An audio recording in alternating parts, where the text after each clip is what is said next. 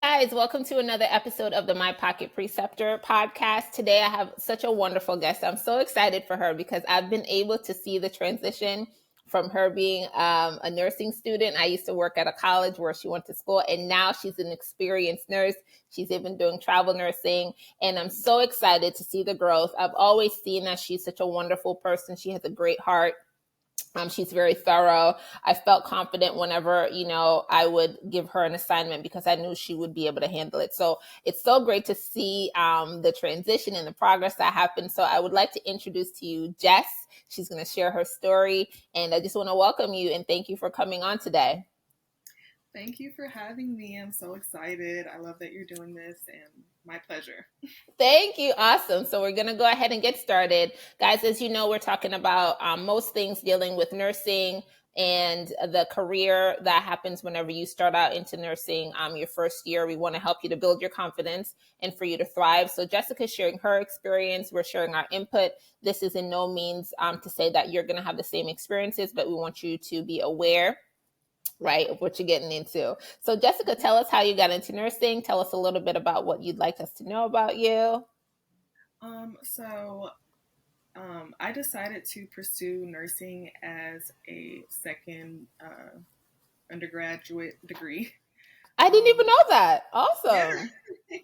So originally, I went to Emory University in Atlanta, and I got a degree in African American Studies, which I was thinking about doing like a pre-med track. I wanted to in the beginning, and then towards the end, I thought about nursing, but I didn't get my prereqs in on time. On time. Yeah, so I was like, oh, let me just get this degree and get out of here, and I'll just start it when I go back home. So that's what I did. I applied to the program at Miami-Dade College, and I thought it was awesome because it was a morsel of the cost of Yeah, right. At Emory. So, but there's definitely like some shame that I felt going into it because, I wish I had got it done already. Aww. So I was kind of like tough on myself about it. But once I like started the program and I was meeting the students, they all had like these amazing stories because almost everyone had a degree already. Like we all in that accelerating program. And I was like, you know what? Like I stopped, feeling so bad about myself. And I'm like, it's okay. You didn't know what you were going to do the first time. It's okay. Like, it's not a big deal. Everyone has these amazing stories. And like, I love that this program is giving us a second chance in a way. Wow. Yeah, that's awesome. And I'm learning like things happen and it just compounds your knowledge. It compounds the value that you add to your patients. And then, you can even advocate because with your initial degree, you can maybe see how the healthcare system is really kind of biased against, minorities, or even in the case with like Black women. I know when I was pregnant, I was like super vigilant about like the healthcare that I was accepting, right? Like I chose the hospitals very strategically. I chose the doctors. I made sure when I asked the OBGYN office, the receptionist, when I called like to get your first appointment for a checkup, I said, hey, I'm Black. I need y'all to understand that through the phone. I'm Black. It's this physician that I'm going to see. Are they going to respect me? Are they going to listen to me? Are they going to value what I'm saying? Because tell me now, or, there's no point. Yeah. And so the receptionist said she was Black too. And she said, hey, that's my doctor. And yeah, she'll take care of you. She'll value you. And when I went in, was my fiance at the time. He's now my husband. When I went in, we felt very comfortable with the care, and then it progressed from there very well. But you have to vet these people. And so I'm just saying that with your background, you are an asset to people who are very vulnerable. Yeah, and looking at it that way, it made me feel better because I also spoke to people who are like diversity and inclusion officers, or like people who understand like culture and race and how that impacts health. that kind of gives me an edge when it comes to like being culturally sensitive and stuff like that. So I Mm-hmm. definitely see how like my degree is like my background, contributes to what I'm doing now. And I'm sorry that you had to, do that, but I love that you did that at the same time. Yeah. It's just the facts and the Yeah, you did statistics it for that prove it. And right. then conversely, I've had friends, and there were instances where their OBGYN did not listen to them. And these were like pertinent issues that arose after childbirth and even during her like antepartum. I guess that's when you're pregnant. I think that's what it's called. Yes. Antepartum. Yeah, they were, but they were just kind of a little dismissive, a little aloof to the things that she was bringing up. But as I said, we just have to learn to advocate for ourselves. And that's one of the things, especially as new to practice nurses, learn to advocate for yourself. Yes, that is so real. So, how has your career progressed? So, you went to Miami Dade, and that's where I met you. I was your clinical instructor. So, she's my little duckling now. I'm seeing her, and she's a beautiful swan. Well, they're not the same, Oh, but I don't want to give you like a duck. Like you're a swan now. And so it's great to see the progression. So how has it been for you? How was your like first year, if you could aggregate the experience that you've had? so you know, I think we finished the program in August. In October, I sat for the NCLEX and I passed. I was excited. I'm like, okay, let me, I was already looking for jobs because our professors like encourage us to start, don't wait until we take the NCLEX, but I wasn't really getting any like response from employers. Mm. And then I kept like sending my resume out there, applying to jobs, and I felt like I was getting nothing. And I'm like, I need a job. Like, I want to start. Like, and it felt like forever, but it probably wasn't that bad because I got a job, I think it was January. So from October to January, I just felt like I was getting nothing. And Mm. in January, I finally started a position that I honestly was not my top choice. Mm-hmm. It was, it was in a nursing home, Yeah. and the nursing home was absolutely overwhelming. I feel like in nursing school, when I took, I think it was foundations or something like Mm-hmm. of nursing, and we went to the nursing home and we like bathed the patients, care for the patients. Like we were in and we were out. So like Yeah. to be an actual nurse and like I think I was caring for 33 patients at once, Mm-hmm. and I was like, wait, these nurses were actually doing this, like actually doing it. I was Yeah. like, okay, no, in my mind, I thought it was doable, but doing it, I was like, this can't be it. Like I have to figure something else out, which I was already doing because I wanted to go into the hospital. So Mm-hmm. I eventually started this STAR in program, and I got this nurse residency program to start work in the hospital. Oh, So, nice. and I felt good about it, but it was postponed due to COVID because that was Mm-hmm. right. Yeah, Yeah, COVID you hit. guys were that right before COVID, end of 19 into 2020. Yes, so I was literally in the nursing home. Like I'll be caring for my patients, and then I look up at the TV and I Oh see like no. COVID epidemic, um, stuff going on. I'm like, what is happening? What is going to happen to me? Right, right. So like scared, and I felt like people weren't. I don't know, like the leadership was kind of like brushing it off, or maybe Mm-hmm. they weren't, but I don't know. It just seemed really scary, and I was literally terrified. And I was a new nurse, Yeah.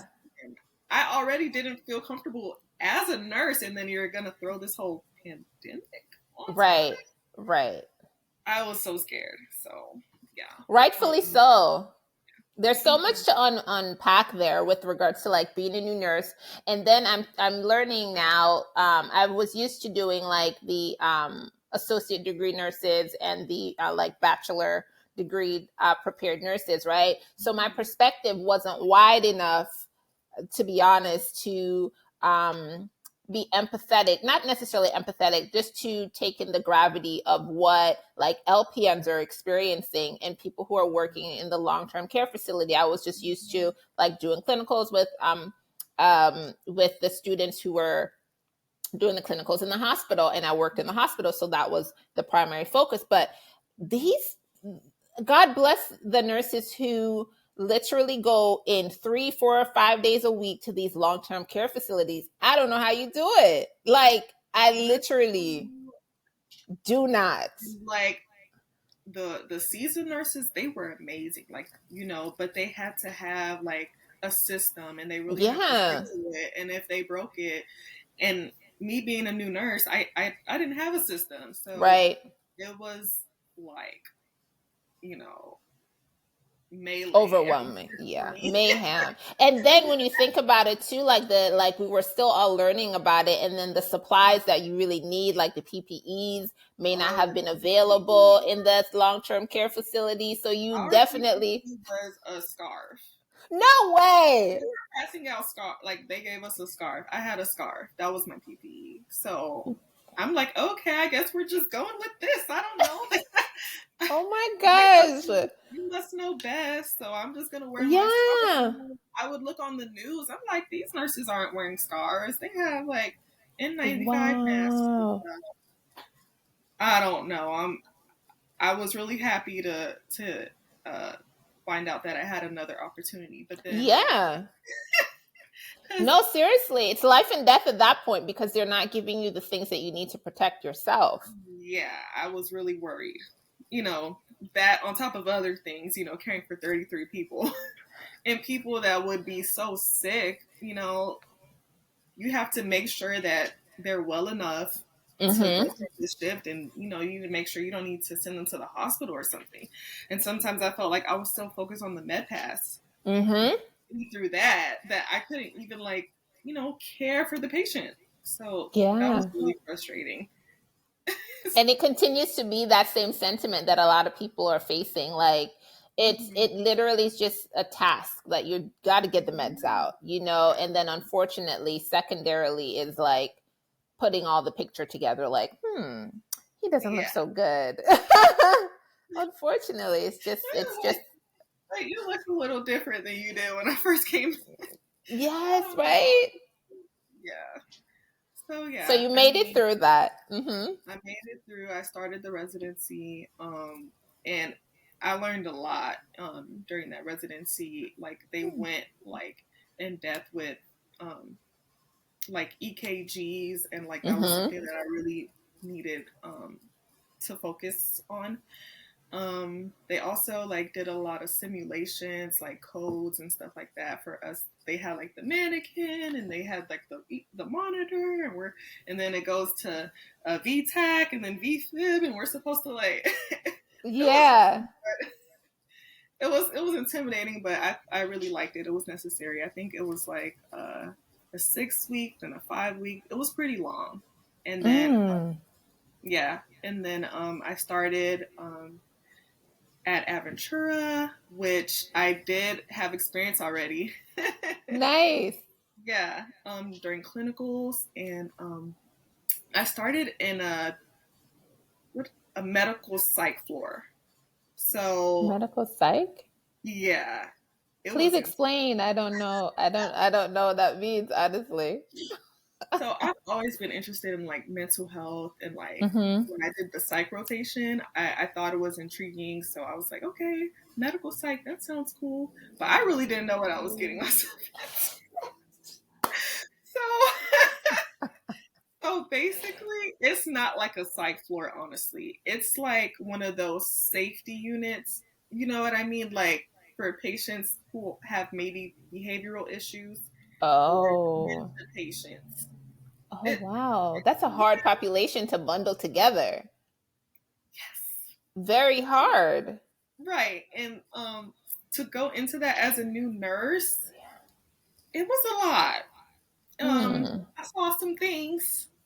It just I was just I felt like I was thrown into nursing, and people would always say like, if you can work here on this floor, you can work anywhere.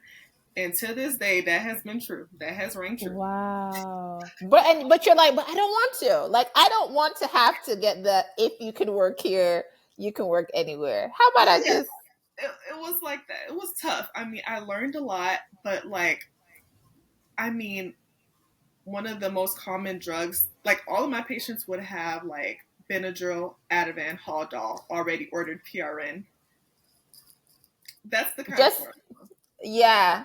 So Yeah. Just to bundle it all together that you guys have it available. Wow. just to have it available, and like they would be Baker acted, and a lot of them would come Mm. in intoxicated, Baker acted, and sent to our floor, and they couldn't go straight to psych for some whatever medical reason, so we were there to correct it before they were sent to the psych floor. Or Oh. yeah, yeah, you get what kind of floor I'm Right. So like if they had like electrolyte imbalances that were like throwing off their yeah, ability to, metabolize the medicine, then you have to fix the underlying problem that issues then before we send them to psych because they can't have an IV in oh. psych.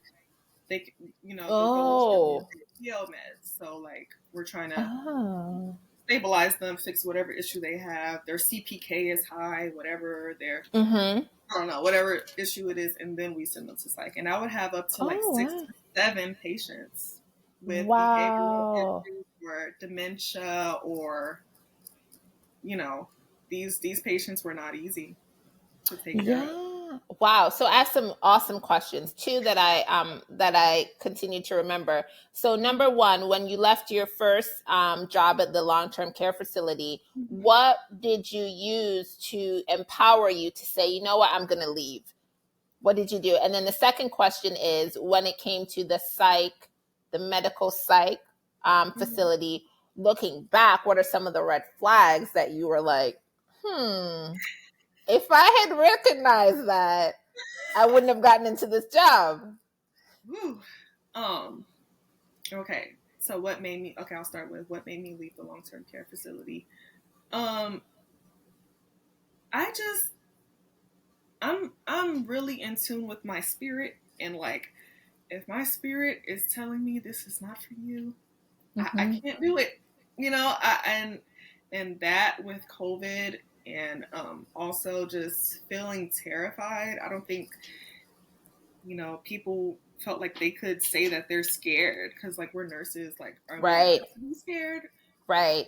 I was scared, and I was a new nurse, Mm-hmm. and I felt like I need more training. I need to really know what I'm doing, and I'd rather like go back to a residency program than like stick this out because I don't want something to happen to a patient. I don't want something to happen to me.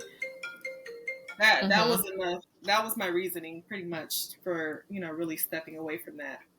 And So then what emboldened you though? Because a lot of people, and I'm staying on this topic for a little bit because a lot of people maybe feel like that, like, oh, this job isn't what I expected. I hate it, but they stay there. So like, what emboldened you to say, you know what, I'm gonna bet on myself, and I'm gonna leave and go, just to encourage someone that you don't have to stay there. You literally okay, do not have to stay in that toxic, unsafe environment. yeah, I think I believe that something else was out there, and I believe that I could have it. That I just Mm-hmm. had to be patient, and I didn't have to settle for that. I just had to have like hope. I think hope Yeah. and just like self love. No, telling Right. myself like I love myself too much to put myself in a position that's gonna be detrimental to my mental health. So Mm-hmm. And your physical health at that, with the yeah, definitely non-existent. a cough. Yeah, My God, the I nerve of know. that director of nursing to I know. say a scarf. That A is scarf. That's what we had. ridiculous. It would be the same scarf too. Stop it! I know. Yeah, it would be the same scarf. Yeah, yeah. God I was bless you. You are yeah, protected, girl. I'm so glad that you made it through that. yeah. I knew I'm like something isn't right here. And Yeah. then when it comes to what was your question again about the The other one was, okay, so what are some red flags now looking back that you could pick up that would have cued you into the psych, med surg psych, that it it's just not what you think it is. Like some red flags that some of my clients are saying is that, like, if you go in for the job and they're like, okay, do you want to, when can you start? You want to start today? Or like they're not giving you a chance to say no. Or if you see, was it a large sign on bonus? Like what were, some red Mhm. flags? Yeah. I don't think there was a sign on bonus, but there was a contract, which I think is very predatory. And Mm. I think that new nurses or nurses, no nurse should be forced to sign a contract that states that they have to work in this on this particular unit for such and such amount of time, because like you just shouldn't have to do that. Like Right. you do not own me. Like it's just Absolutely. kind of, Absolutely. it's insulting a bit, and like people change their minds. Like, what if this isn't working for them? So my contract was 2 years, and Wow. yeah, I didn't stay though. And then they A said lot. that Uh-huh. if you broke the contract, you'd be forced to pay like $10,000 or something like Mm-hmm. that. Whatever it costs to train you is what I was told.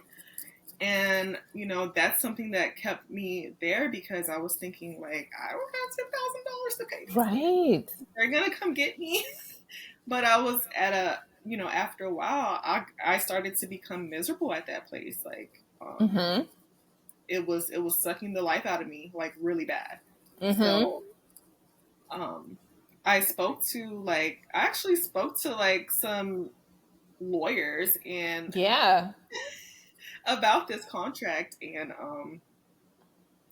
they felt that it wouldn't really stand up in court if Mm-hmm. worse came to worse. So I was like making plans to like, okay, get out of there. I gave a year, which is more than a lot of people Mm-hmm. did there. So but yeah, I think contracts like that new grads should stay away from. And I also think that if you're on a floor and you don't really see a lot of new grads, or like a lot of people who are willing to train, you could just tell from the environment of the floor. Like, Mm-hmm. I don't think I paid attention to that enough, because I was just happy go lucky. I had my first hospital job, and I wanted to see Right. like rainbows and sunshine, and I wasn't really paying attention to like the interpersonal dynamics and stuff. But I think that new grads should pay attention to how people treat people on a unit. Right. That speaks a lot to the unit's culture, and like just the employees' happiness Right. on that unit. And if I paid attention to that, maybe, but it's still hard to pull the trigger and walk away. So, Mm-hmm. I don't know what else I could have, you know, there's a lot really, but Yeah. yeah. You make some really great points. And again, no one, we're not going to see all the booby traps. And not to say they're necessarily booby traps. We're just trying to show you, like, okay, this is a way to judge if it's a good fit for you, right? Most times when you're starting out as a new nurse, it's going to be overwhelming. It's going to be a large learning curve. So you're going to feel uncomfortable. You're going to feel anxious, right? That is a given. That is a normal expectations. What is not normal is for you to feel such like fear and doom and gloom and hate going there and feeling unsafe in Mm-hmm. your practice, unsafe physically, unsafe mentally. Mm-hmm. Those are not okay. So when you face those barriers, we're just trying to show you that it's okay to leave, number one. And number two, if you are, while you're interviewing, while you think that they're interviewing you for the job, you're also interviewing them to see if it's a good fit for Yeah. you as Yeah. well. I love And so that. that's what we just want to empower you to say, okay, if you're interviewing at two hospitals and you see that, um, you see that you ask an interviewer, can I come and shadow your floor for 4 hours before I make a final decision? If they're like, no, we don't want you to come, or no, and it's like, well, why don't you want me to come? Like, what are you hiding? Right, What are right. you hiding? And then there you can ask the persons. By that point, you've already had your license. You've already been vetted by the FBI for your fingerprinting. Like, they know you're not a danger to the global society. So it's reasonable for you to say, I'd like to come shadow for 4 hours between the hours of 7 a.m. and 11 a.m. I want to see how it is at the beginning of the shift with MedPass. I get to see like how the nursing assistants, if you have nursing assistants who are going to help me with the finger sticks and help me with the AM care and all that stuff, right? Or if I want to come between like 3 and 7 to see how the 5 p.m. rush of meds is, how those kinds of things, how is it with discharges? Like you're able to get a feel, right? And then you can make your decision. You could get to now vet more of the red flags. Are the nurses like, oh my gosh, I hate it here. Like they don't pay us enough, da da da da. Right.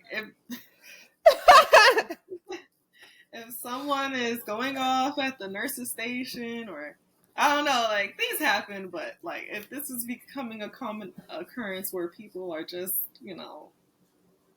being unprofessional. Unhappy Yeah. overall, they're just all unhappy. If you have one or two grumpy nurses, there's always a complaining nurse, Yeah, that's and what I'm there's always one. But if majority of us are like, oh my gosh, saying. Like, pay attention to that, new grads. pay attention to that. Pay attention to that. Awesome. So I love it. So you stayed on the psych floor, and then are you doing that now, or did you transition into another area or another specialty? So, around the time, so the psych floor, it was also, it doubled as a COVID unit. I forgot that part. So Wow. I feel like I was caring for the most like you know, at risk populations. Like I was definitely caring for some very vulnerable people, and the people were sick, and it was really bad COVID.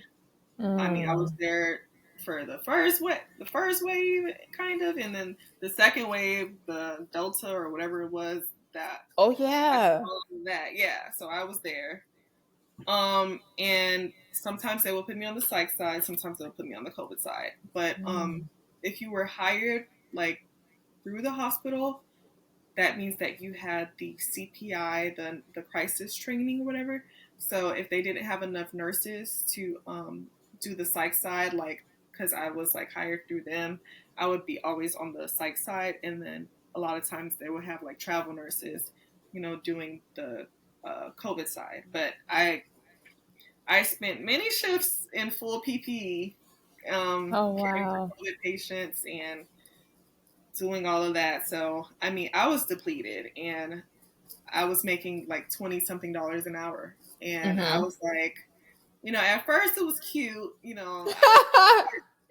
I never had, money growing up. I didn't know what it meant to like have Yeah. money. Right. Um, Right. yeah. So, a Yeah. single woman in Early her 20s, yeah. making what they say. Like I had an employer said to me, he was like, "Oh, that's six figures," and I was like, "Can you give me multiple six figures? Like, I'll jump for that." Right. Right. So it was fine. Like, I didn't think about it like that. I didn't think about Yeah. how much I was worth when it came to that. Absolutely. Yes. That Yes. financial stuff is something that I always struggled with, really understanding like what my value is as a nurse, and also Mm-hmm. understanding like, what good money looks like to me and all that. So Yeah. after a while, I got a year of like maybe a year and some change of experience, and I networked a little bit with people. I had some like friends in nursing, and I think that is what gave me um, the audacity, Okay, girl. That's right. the audacity to walk Yes. away from that job, because they were like, Yes. I was talking to them about my experience, and they're like, "What? Come again? You're making Right. what and doing what?" And I was like, Right. "Wait, what's going on? Is my situation that bad?" And so they were like, "Girl, what you're doing right now, Yeah. you could be doing that somewhere else and actually getting paid what you're worth." And I was like, "Really?" And I was so scared to change. Yeah. And I didn't want to let people down. I was Mm-hmm. that contract. They were going to come get me. I don't I know. know, right? And apparently they've gotten some people. So I'm like, oh, they might still. Hopefully it's 7 years. I don't know. They might still get No, me. No, they're not. They're not going to get you. So actually, I had a client because, as I said, I worked with a lot of the in the early part of my pocket preceptor. I worked with a lot of the students I teach previously, and one of my very first clients, she had the same experience. I think she. I don't want to call the hospital name because Yeah. okay, she was working at a major hospital in South Florida, Mm-hmm. and same predatory practices where she was working in the hospital but had signed a residency for like a 2-year contract. It's very common down there. And she was on inadvertently in on the COVID floors. And again, just very drained, very burnt out. I think at some points when I was coaching her, she had like 6 patients, honestly. And like Yeah. they were COVID, like hardcore COVID patients, Yes, that was my experience as and she ended up leaving. We worked together for a couple of months. I helped her like with her resume, just like again building. She had the confidence. She was totally competent. It just is like giving you the confidence that you can do it. Like there's better on the outside. And we worked together for a couple of months. She ended up now. It's so beautiful to see. She is working for an insurance company, and she is their educator. Right, so it's contrastly different. well. Yes. Yes. And Wow. she really enjoys it. She really enjoys it. And so what are the only like con that I think she verbalized to me is that it's not like actively doing things, so she feels like she may not be, upkeeping her skills. But I say, girl, that is all right. Okay. As long as you know You airway can brush breathing it and off. circulation, you're fine. Yeah, okay. Oh, that's so Take the soft life. Listen and talk to funny. them about their diabetic medications, about the Yeah. food that they need to eat, and collect your check. Yes, because it's You earned okay. it. It's okay. Like, it's fine. Like, it's not like we practice every single skill all the time anyway. So. And what I'm learning too, I think that's around the association, which I had to get rid of. And again, I've been a nurse for 16 years, went on to higher education and all that stuff. And I say that to say, just learning more about myself and how learning more about myself, reading books. It's Mm, like learning more about financial literacy. You learn not to attach yourself to the profession, right? mm, So many times I think, and I had done this in the earlier years, you're like, I'm a nurse and this is what a nurse does. So like, if I'm not in the hospital, I'm not a nurse. It's like, no, you're still a nurse. Like that's not your identity. And yeah, so she was able to overcome that. that's lovely. That's very lovely. And it's like, and honestly, the fact that like she had you as a mentor and all that stuff, like the fact that I had a friend, like it's so important Mm-hmm. to have these connections because it gets your brain moving and thinking, and it really helps to have someone else to talk to, and help you get your mind straight about certain things and give you the power to walk Yeah. away or walk into certain situations. So I'm proud of you for doing that. I'm proud of you for trusting yourself. I'm proud of you for like walking away. And I yeah, think that's one of my thank you. toxic traits. I could walk. I'm just kidding. It was scary, but I did it. And when I did do it, boy, when I put that resignation letter in, I felt like all of a sudden I was getting all this attention, and they were like, "We'll raise your pay to this, and we'll do this," and I'm like,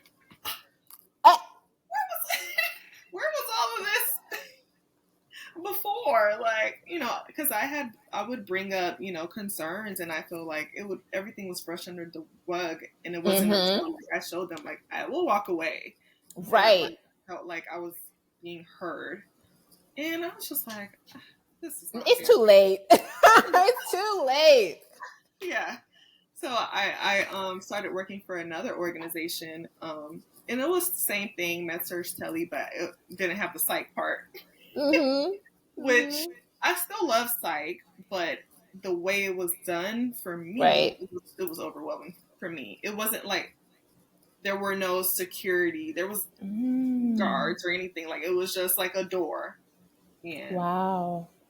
yeah, so Yeah. it wasn't like the psych experience I had during my clinical rotations. It was just like nurses, a Yeah. couple nurses, um, you know, an Yeah. older CNA that she can't protect me. She She can't protect herself. can't protect herself. Like, and I've had situations, violent. I would often have physically violent patients. So, Oh, being around wow. that, yeah, I was like, ooh, No, and in I gotta today, find. you have to find something. And thinking about it, you are a beautiful black, brown, young woman. You may not realize what that means to certain people in psychotic states, like, or in states where they're not at their normal compensatory level in their mental disorder, right? Mhm. Even in the news, unfortunately, you see it on TikTok. I didn't really talk to it much because it was just so sad about the lady who went to see her patient, and she was presumably murdered by her patient and she was a home health nurse or something like that. So, like, Oh my things goodness. like that. Mhm.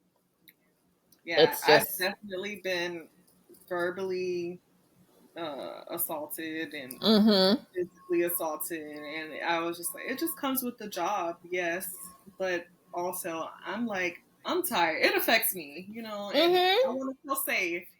Absolutely, that is your right. So it Yeah. just wasn't for me. And then I went to another facility, which the culture was totally different. Memorial healthcare system and Oh, I loved nice. the people I worked with. The culture was different. I had a good time there, but still the pay, and I just started to feel like, you know, I want to do something else. I was starting to feel a little redundant with Mm-hmm. my life. So then I Mm-hmm. started traveling. Oh, Yeah, nice. I started, Awesome. yeah, and I was really scared to take that leap. Like I'm always like really anxious to start new things, but Mm-hmm. it was awesome. Like I went to Illinois, and it was a COVID contract, and um, I thought it was going to be so tough. But honestly, you work at one hospital, a lot of the times it's not much different from any other hospital. And Mm-hmm. I got some training. I got to meet the people there. They were really sweet. I Uh-huh. had like 4 patients. And I was, Whoa. yeah, 4 tele patients. And I'm like, is that the recommended ratio? Okay. Like, I love it. I'll take it. I'm like, wait, I'm getting paid better. And I feel like the job is like, More not manageable. overwhelming. Yeah. Hmm. I Who'd think have this is thunk? everything.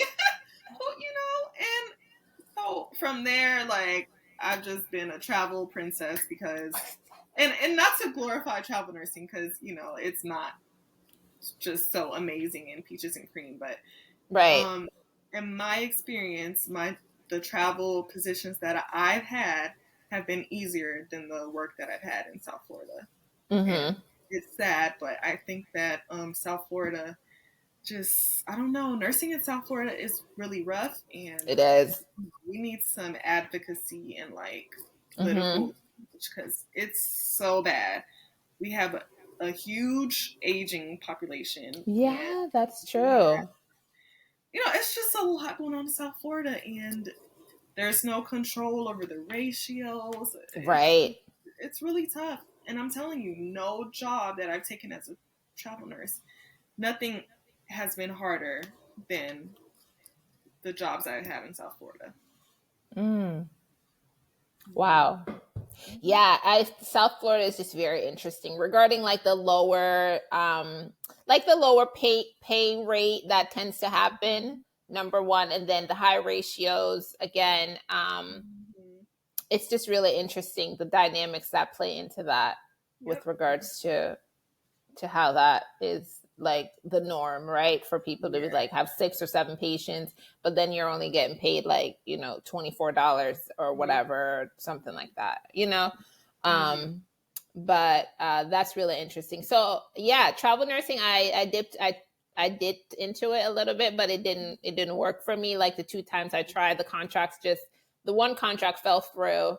Um, and then the other contract I recanted because I found out some red flags. So, Oh. yeah, and the one being just like the support wasn't there. I was apprehensive. Number one, like this was a Hmm. couple months ago. I was super apprehensive. I think my contract was supposed to start in September.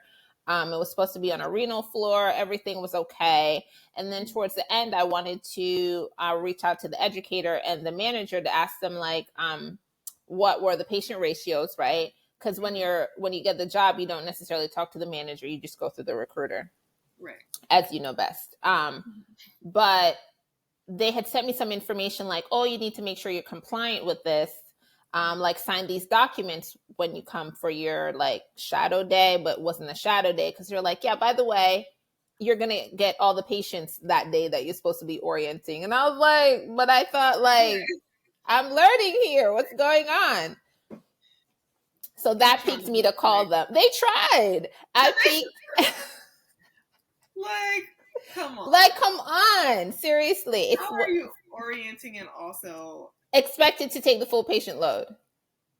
And but I'm so grateful that she did. So she says, hey, make sure you sign these documents. Just put them under my desk. She said, just put them under the door because it was a weekend that I was orienting. Long story short, I read over these things. That's why it's so important to read. And they were like, yeah, you have to make sure that you're compliant with like troubleshooting the dialysis catheter. I was like, dialysis catheter? Dialysis catheter? Dialysis catheter. Albeit it was peritoneal, but dialysis is dialysis. Okay, I don't care what anybody says. So I'm calling her like, lady, how many patients can I expect to be on this said peritoneal dialysis? She was out of the office. The manager's out of the office. I said, well, you know who's going to be out of this contract? Me. I'm not doing it. And they will only pay me $18 an hour, girl. And I was like, oh, exactly. Wait, was this in Florida? No, this is in Jersey. But you know, like how they do it with like the stipends and stuff. But $18. Yeah, that I don't like that when they do that. Mm-hmm. And they say, oh, we make your pay rate low so we can max out your stipends. But I don't think, because the stipend is a totally separate thing. Right. Like, it's like a tax-free whatever. It's like, exactly. You're going to max it out anyway because it by the state, like, but whatever, you know, more like whatever region I'm working in, you like have to max it out. You have to max it out. What do you mean? So don't. Like, if you don't know things, you can easily be manipulated. So yeah, I'm glad you walked away from that. Yeah, I definitely, like, when I do take contracts, I ask a lot of questions. Like, you know, usually after I express interest in a hospital, and you know, the nurse manager will call me, and you know, we have a conversation. And I get a vibe of the unit, and I ask a lot of questions because I've been through it all already. Right. I'm like, you know, and that helps me, you know, feel comfortable. So yeah, for people, you know, interested in travel, definitely ask questions because you don't want to be walking into something and you're away from home, you're alone. Mm-hmm.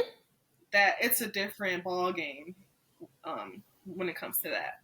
So, right. And still trusting your gut. Again, I knew I had some apprehension. So I knew I was coming in with some baseline anxiety about like just first contract and things like that. But then that was enough. Even if it wasn't really anything, that was enough to be like, I've had it. Yeah. Alrighty. So now you're doing travel. The illusion, you know how they think, oh, nurses make so much money, right? That's the statement that your family thinks, that social media thinks, that everyone thinks that nurses make all this money. My family just thinks I'm rich, like I'm Bill Gates for them. Yes, you are though, right? Because we're learning how to manage our money. So to that point, what are some tips that you would give to like new to grad nurses? Again, I grew up and I'm of Caribbean descent as well. So, you know, my family I didn't have the access, I guess, to like the financial literacy at an early age and like how to manage money, how to have a good relationship with money. Mm-hmm. So when I came into nursing, I made pretty good money. I think, honestly, up here in the Philadelphia area, I think I was making, it was good at the time. This was like 2008. I think it was like $28. And then with the night shift, it ended up being like $30-something, right? That, again, was like the most money I've ever made in my life. Yeah. So... But literally, and they had it at the time too, where they would help you pay for your loans off. So every year they would give you like $1,000 to a max of 10,000. Girl, I don't know where that money went. It went to like shoes, clothes, Michael Kors bags. I did not manage my money well. Needless to say, I've learned over the years how to manage it better. So, did you have some of those experiences? Because I find that a lot of people may still have that where it's like you make good money, but sometimes you don't see where it goes. Definitely. Well, okay, just so like you, well, my family's from Haiti, and like, so I'm a first generation American. Me too. Yeah. Facts. And we never had much. Like, my mom was a housekeeper. My mom probably, I remember when I was applying for college and I looked at her like W-2, and she made like $24,000 that year, and like I didn't know what those numbers meant, and Right. yeah, and I when I did start making money, like I said, like I felt like I was making good money, and it felt okay because my bills weren't really too high. I mean, I was Right. living with my mom at the time. I would help her out. We kind of like set stuff up. But once I started to when I got my own apartment, and the rent was like $1,800 or something like that. Yeah, no, for a one room, one bed. Like, Miami is insane, and It is. yeah. And I was like, okay, I need help. Yes. And once I started to have to like really manage my funds, and I got my Mm-hmm. car. I had never had a car. And car insurance. My car, I had to pay for all these things. They started adding up, and I'm like, okay, I got to figure something out because I feel like the money's coming out. I don't know, it's just like it's confusing, and I don't like to track those things. I'm bad at it. Yeah. I like to Yeah. sit there and look at my bank statement, and I'm not one of those, like, I'm not meticulous about that. I'm kind of like whatever. Uh-huh. I just never. That's not a muscle that I've trained. My mom, Right. she just never had money, so she never like even paid attention to it either. She's like, I don't have it. I ain't never gonna have it. Whatever. Right, So right, I right. never really like cared about money in that way to like be so like I'm not like Mr. Krabs. But Mm-hmm. once I started having more bills, I'm like, okay, I need to figure out where this money's going. And so I Yeah. downloaded this app called Mint, and it's like, have you heard? Oh. I did. I don't use that, but I have heard of it. Mm-hmm. Okay, so for me, it helped me a lot because it helped me see where my money was going. I spent a lot of time, uh, curating the categories and telling the app like, you know, and I was spending a lot of money on food. That was one thing. OMG. And when I That's saw so the amount true. of money I was spending on food a month, I almost lost it. Like, I was so ashamed. I was upset with myself. Like, Jess, It'd be hundreds of dollars on food. oh, Additional food outside of the supermarket we're talking about. yes, and eating out. Oh my god, Mm-hmm. it's crazy how that stuff can add up. So, when you look at it, you have it on paper, you have it on the like physical thing where you can look at it and really say to yourself, like, confront Mm-hmm. yourself with the truth. Right. It starts there. So once I started doing that, it helped me, like, okay, I need to control my spending in this area, that area, and stuff like that. Mm-hmm. Still not perfect. Like, I still have this thing where I feel like, oh, I'm gonna treat myself today, and I feel like Yeah. it's not bad. But I don't know if I need to draw a line. I don't know. Like, I need help with financial literacy. I'm not one to be teaching anybody about this. Uh-huh. No, But it's a journey. It's an ongoing journey for sure. yeah. I mean, right now it helps that, like, I'm not taking care of the bills by myself. Mm-hmm. But when I was, it was hard.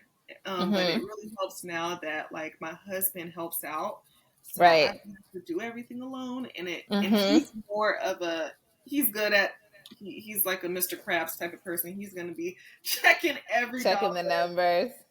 So I mean, it's great to have a partner like that. But if you don't have someone who's gonna help you do that, you should definitely invest in like information sources and stuff, people and apps that can help you keep track and give yourself a budget and stick to it. Absolutely. Absolutely. One second. I think because I'm in the Northeast, it's Oh, okay. starting to turn darker sooner. So I'm just gonna go Oh, turn that light on really quickly. okay.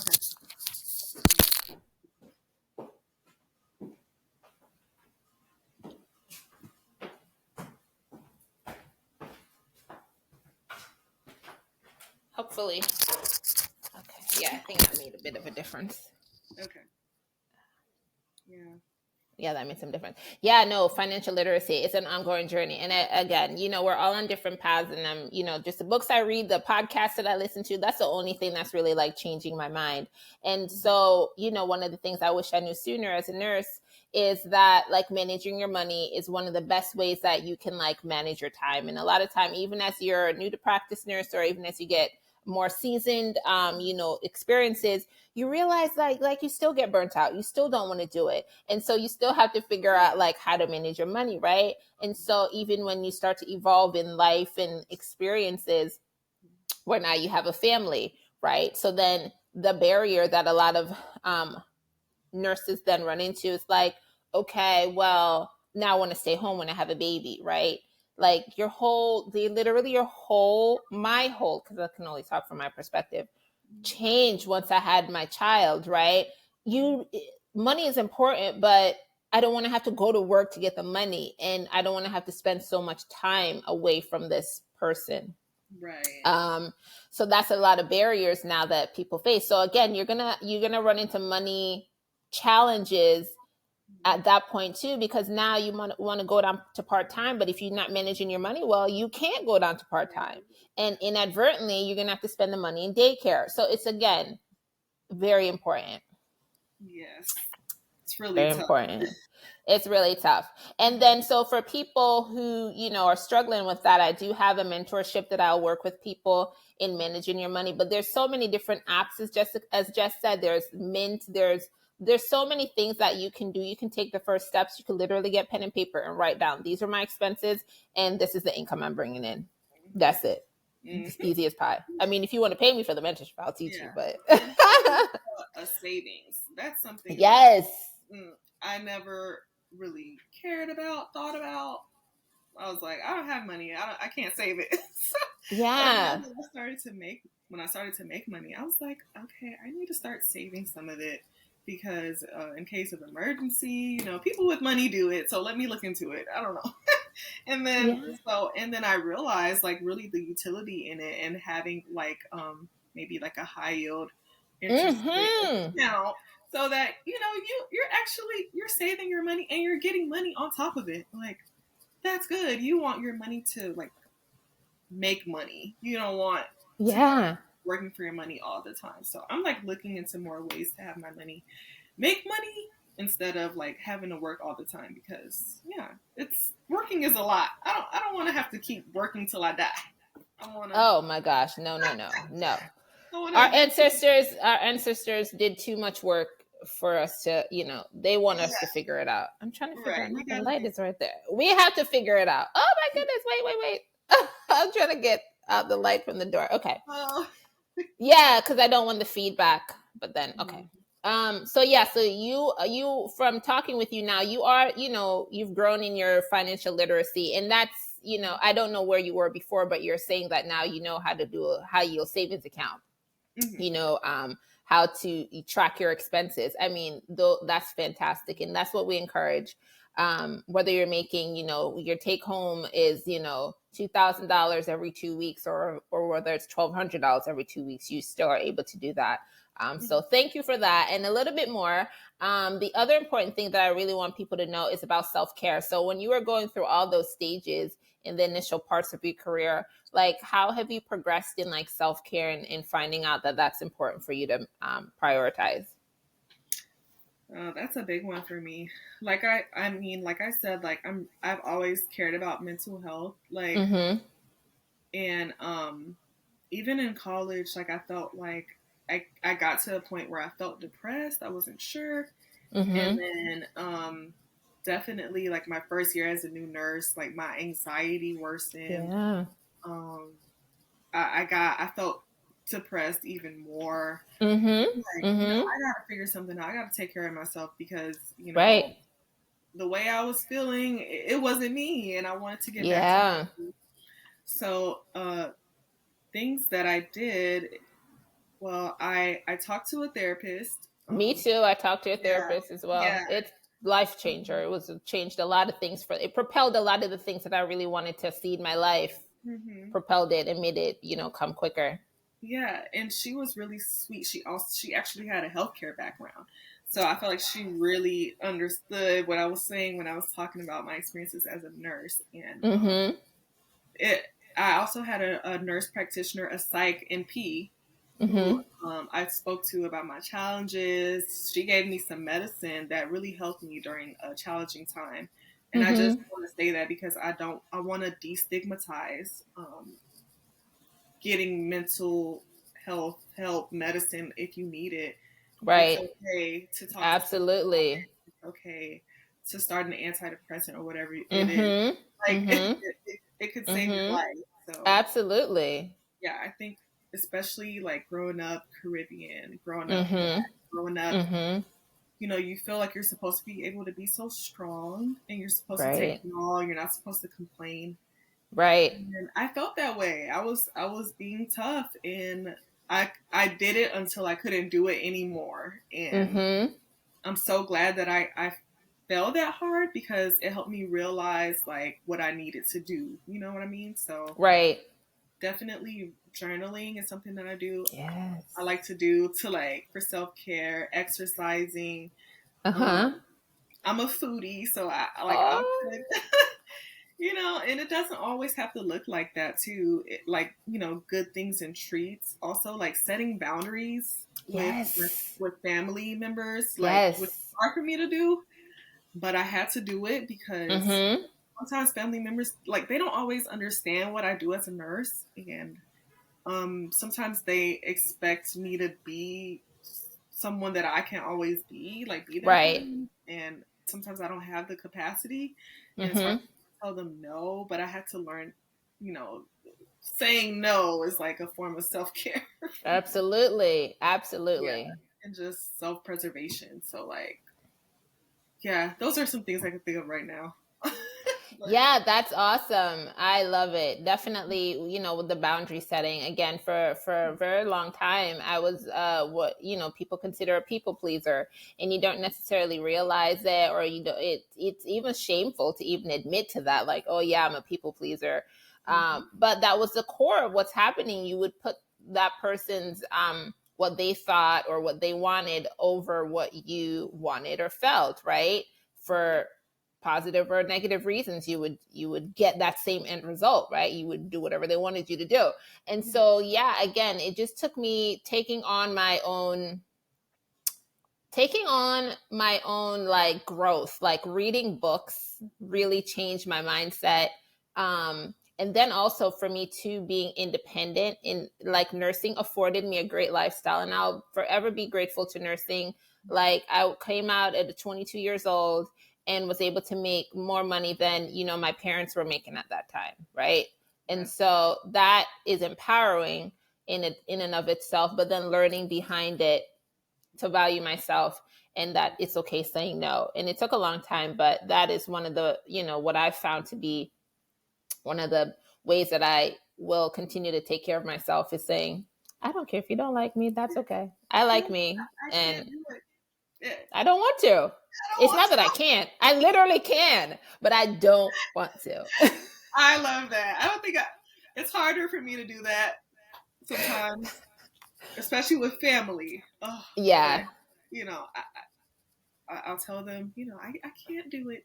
You know, some people I might be able to feel like, I can say I don't want to, girl. Like, Yeah. if you have that relationship, but then some people Hmm. you can't say that. But yeah, Or like, I don't think I say like I don't want to in that way, like those words, but it's what I'll say, like I'm not going to do that, like I'm going to do this instead. Like those are the way I phrase it. And then other times too, the other self-care thing I did, looking back now, I literally will take days to answer a text message. Like if you text me and I don't feel like responding, I'm not going to respond. I love that.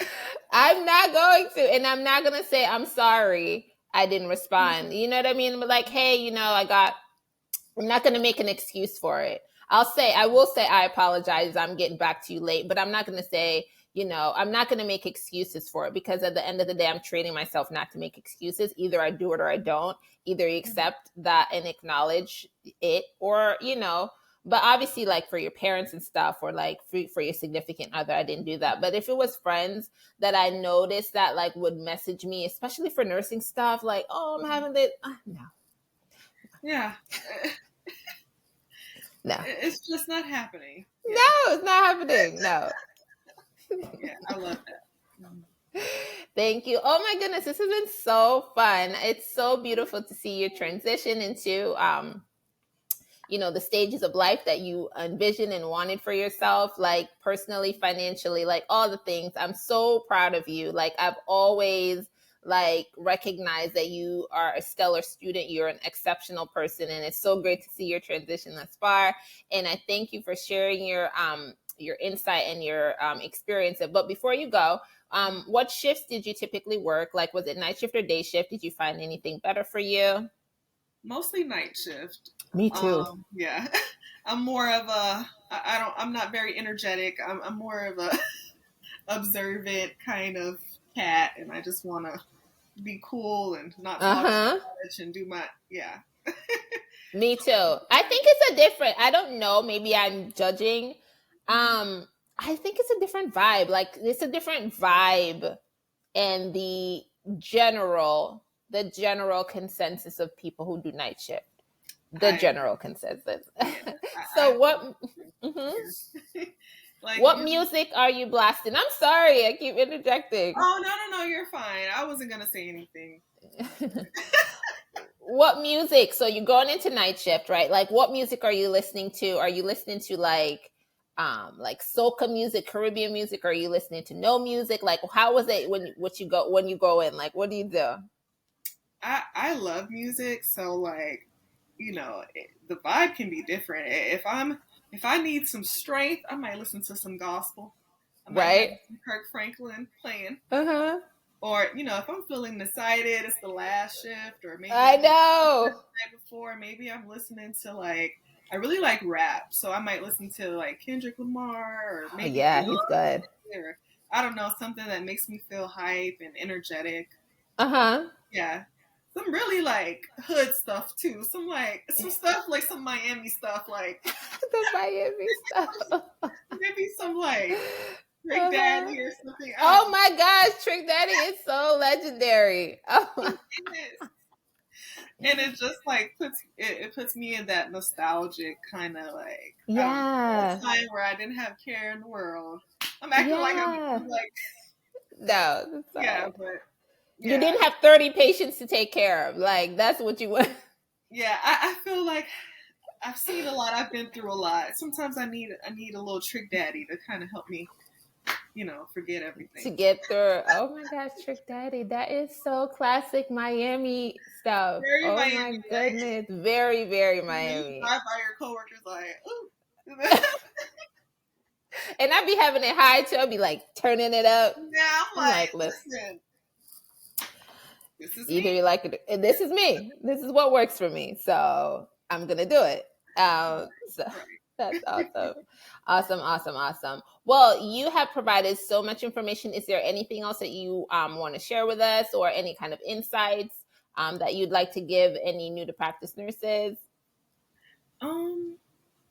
I would just say like never stop learning, like about nursing, like your craft, and also about yourself. Don't be afraid to job hop. Don't be afraid to say no. Don't be afraid to ask things of people. And don't be afraid to like stand up for yourself. Because there are bullies in nursing, like in any profession. And, I've experienced that. And one thing I've definitely experienced that, especially in Florida. Oh, tell a little bit about it. I don't mean to, end on this note, but please share if you're open to sharing a little bit about that, so people can know how to address it. I'm saying I feel like I just keep dragging Florida, but listen, Florida drags itself. Okay, you don't need to help Florida. Florida already. Florida, I don't want to do this to you, but you're doing this to yourself. You're doing it to yourself, Florida. Oh You my need to gosh. Like, stop. I guess because I was a new nurse too. So it was like I was a target anyway. It But shouldn't like, be, but I know, but you know how it is. And then mhm. like, okay, so I just think there's one kind of experience that kind of like traumatized me. Oh Like I wow. remember I was a new grad. I was working on the COVID side, and it was Christmas, and I was working, and you know, Mm. I already didn't want to be there on You Christmas. was already in your feelings, like But whatever, I was fine. I'm always like positive at work. Like my work vibe is like, you know, professional and happy and whatever. And right. I remember there was a time when I had asked the charge nurse for help with something, and I was always so scared to ask her help for anything because every time I Mm-hmm. asked her for help, there was some kind of like negative response, and I just Oh wow. really, yeah, I know, I really didn't want to have to deal with that. But at the Yeah, same, no. it sadly it kind of reminded me of some of people in my family, so so I kind of like would brush it off to a certain extent. But then there Mm-hmm. was one particular time, Christmas night, when I asked her for help with something. She didn't help me, and Mm. I was like charting in the computer to like say, okay, I put like charge nurse aware, at this, Uh-huh. and like I also I was documenting everything I did as I was taught to do, and later on she was like, I saw that you put my name in your chart. You're not supposed to do that. And she was like, I don't know, confronting me about charting that I made her aware of something. I'm like, ma'am, but I made you aware. And she was upset that I charted, that I made her aware. And then she was upset and she felt like she actually had to get up and help me with the thing I had actually helped her to do. I mean, I had asked her to do. Right. You get what But I'm my saying? question is, how did you know I wrote your name in the chart? She Why was are you sitting going there. through the chart? She's sitting Ma'am, there HIPAA. going through. Well, that too. But she's going through my nurse's note, and she'd rather do Right. that than actually Mm. help me. You're mad because I put charge nurse aware. I made you aware, and you didn't That do is it. factual information. True, I'm allowed to do that. Absolutely. And she was Just like how upset. you put MD notified, charge nurse notified. I notified you, ma'am, and it wasn't until she saw that note that she was like, "What's wrong with the patient?" Da, da, da, da, da. Right. And then she was like berating me at the nurse's station. Like, Really? wow, it was unprofessional. In front of, she did it in front of patients. She did it in front, and like it was so bad. Like, she was like, "What kind of nurse are you?" I'm like, what are you talking about? Right, right. It was just so, and like this woman would bully me like almost every shift. It was so bad. Like, Oh, and I would always wow. like try to brush it off because like Yeah. with conflict, I just try to ignore it. Mhm. Well, in the past, Mhm. I was, Right. No, no. yeah, Yeah, absolutely. We all, especially as a new nurse, like I just felt yeah. like, and then I didn't recognize it as bullying. I didn't know I didn't understand those things. So, we didn't learn that in school. Like, Mhm. what was okay.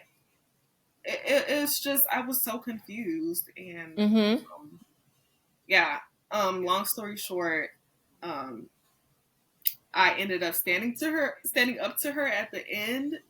And, another good thing was that other nurses, like, it was so bad that other people were like standing up on my behalf. And from Yeah. that point on, she totally changed. And from that point on, I am super quick to like let people know when they're being unprofessional with me. And Mhm. it's amazing how this, as soon as you tell them like this is Mhm. not okay, they're like, so their personalities change and like they're so Right. into you. And I don't know, it's crazy what standing up to people can do. Mhm. You know, Mhm. it's like, I see you. What you're doing is not okay. And Absolutely. I guess they start to look within themselves and say, oh crap, like, you Right. called me out. Like, okay, Right. so that's something I would like definitely, offer to new grads. Stand up for yourself. Don't let people play with you. You're not their children. Exactly. You I'm know, they sorry that happened to you, but you bring up a very valid point, and I'm glad that you were able to stand up for her. And that's one of the things I write in my book about what I wish I knew sooner is like setting boundaries and then also standing up to the bullies. Like there's policies, there should be policies at the institution that you work for on bullying, right? Go ahead and, be familiarize yourself with that. Also, you want doing as exactly what you did. You spoke up to her in the presence of other people. So you have other people corroborating the story for you. And then you keep track of it and you notify the manager, and those are some the ways that you can again get out of these predatory contracts if you feel like um, if you're in a contract and you feel like, oh my gosh, well I can't leave and I have to sustain this bullying. I'm so proud of you. go to HR and nurses. Let these people know, like, Mm-hmm. you're not gonna play with me today. Like, It's not I have okay. a hard job already. I'm not here to deal with this on top of what I'm already dealing with. It's not fair. It's not fair Right. to anybody to Absolutely. be restricted at work from a coworker. We should be helping each other, not Mm-hmm. hurting each other. So, Mm-hmm. yeah. Mm-hmm. Wow. Well, there's no better way to end that than stand up to the bully. Stand up to the bully. Even if she's your charge nurse, stand up to the bully. Mm-hmm. Yes. Mm-hmm. That's right.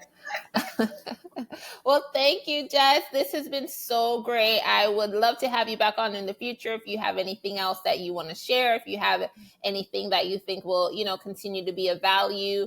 Um, if you create an ebook about travel nursing so you can promote to new to practice nurses, that would be awesome. I'm in my coach bag. I'm like, yeah, I Yeah. see you. I love it. And I'm here for you. All the guests that come on my podcast, they get a free copy of my ebook, What I Wish I Knew Sooner as a Nurse, where it tells you all the things. Like we didn't even get into like even the intricacies of the finances, like how to set up a Roth IRA, but that's super important. That's the first chapter of my book, set up a Roth IRA. And then how to like even learning about things with finances, like how do you get your credit score? How do you build up your credit? Like things that are super important. So you'll get a copy of that, and then just reach out for me. I'm here to, be an inspiration to you or whatever help you may need along the way. So thank you. Thank you. You're so amazing. So lovely. Thank you. You're doing like you're showing Thank nurses that you. we can be multifaceted. We don't have to, have a bedside position and that be a nurse. Like, no, there's different kinds of nurses. I like this entrepreneurial, vibe that you got Yes. going on. Yes. It's inspiring. Keep it up. Girl, reach out to me. I'm willing to share. It's so interesting. Like, I texted my she's my friend at work, but we're like, we're super cool. She's more than a friend. But we have a group of us at work, you know what I mean? And we stick together. Okay. And Okay. so yeah, it's all of us. You need that. You need that community. And one of her Yes. passions, she loves to travel. She travels all the time with her family. And I say that to say I want to have it together, like moving forward into the new year, where we're having like a nursepreneur, like oh my goodness, mastermind group where we can like meet like once a month. So come on in, girl, come on in. And I'm sharing like all the knowledge, like guys, yes. So I love it. I Love love it. it. And Love it.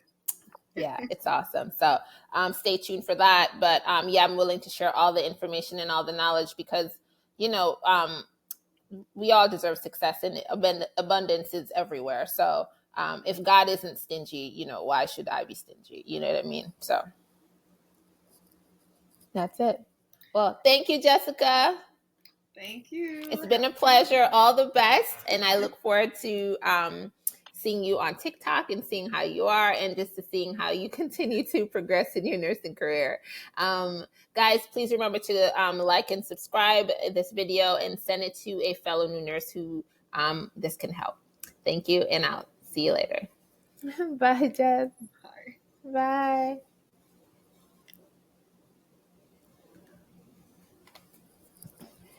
Okay, cool.